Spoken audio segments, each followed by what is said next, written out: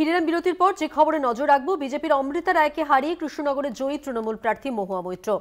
ওদের চিতা আমরা তুলবই জয়ের পর বিজেপির উদ্দেশ্যে হুঙ্কার মহুয়ার।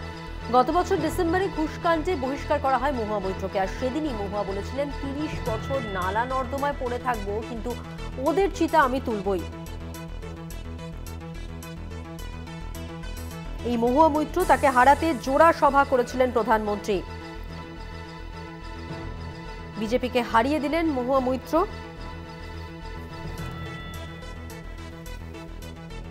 জয়ের পর তার উচ্ছ্বাসের ছবি আমরা তুলে ধরেছি। কি বলেছেন তিনি, শুনুন।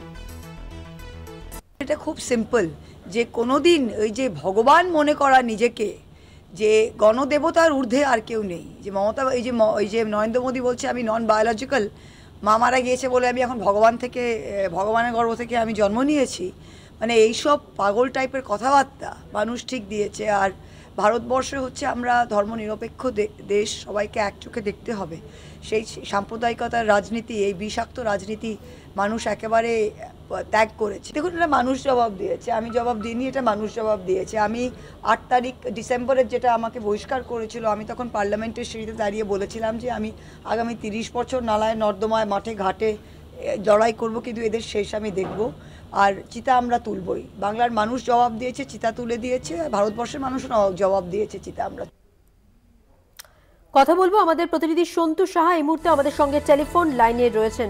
সন্তু, আমরা ৬ মাস আগে যখন দেখেছিলাম নতুন সংসদ ভবনের সামনে দাঁড়িয়ে মহুয়া মৈত্র, তাকে যখন বহিষ্কার করা হয় তখন তিনি বলেন যে আরো অন্তত ৩০ বছর আমি সংসদের ভিতরে বাইরে রাজনীতি করব, এবং তিনি সুকান্তর কবিতা উদ্ধৃত করে বলেছিলেন যে তোদের চিতা আমি তুলবই। ৬ মাসের হিসেব মিলিয়ে দিলেন মহুয়া, এবং তারপর বুথ ফেরত সমীক্ষার পরে এবার যে ফলাফল সামনে এলো, একেবারে উচ্ছ্বাসে ফেটে পড়লেন, এবং একইভাবে তিনি সেই কবিতা উদ্ধৃত করে বললেন তিনি কি বলতে চাইছেন।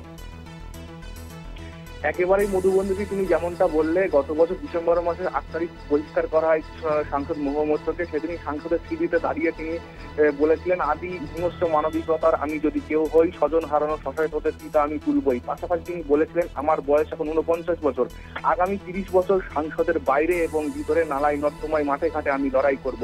ঠিক তেমনটাই কিন্তু হলো। বহিষ্কারের পরই আবারও কৃষ্ণনগর লোকসভা কেন্দ্রে মহুয়া মৈত্রকে প্রার্থী করেছিল তৃণমূল।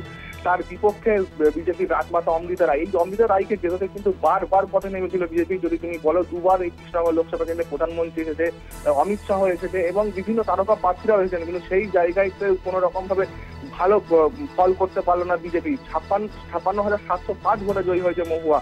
ঠিক জেতার পরে আবারও সেই হুঙ্কার শোনা গেল মহুয়া মৈত্রের মুখে। তিনি যেমনটা জানিয়েছেন, মানুষ কিন্তু চিতার আগুন জ্বেলে দিয়েছে। তিনি তারপর জানিয়েছেন যে আমরা চিতা তুলবই।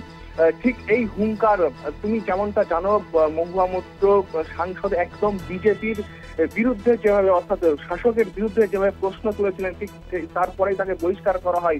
এই যে আবারও জিতে তিনি সংসদে যাচ্ছেন, এটা বিজেপির কাছে একটা বড় চ্যালেঞ্জ হতে পারে বলে মনে করছে রাজনৈতিক মহল। মধুবন্ধী, ধন্যবাদ সন্তু। কথা বললাম আমাদের প্রতিনিধি সন্তু সাহার সঙ্গে।